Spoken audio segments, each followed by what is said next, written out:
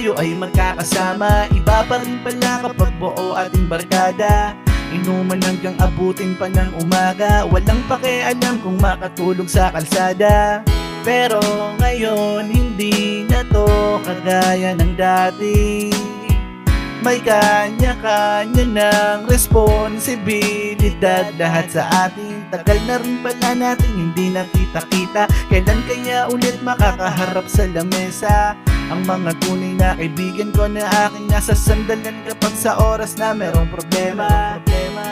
Sana ay walang nagbago. Kung magkita-kita man ganun pa din tayo. Panahon lang ang nagbago, pero pagkakaibigan ay malabo nang magbago. Miss ko na kayo aking mga barkada.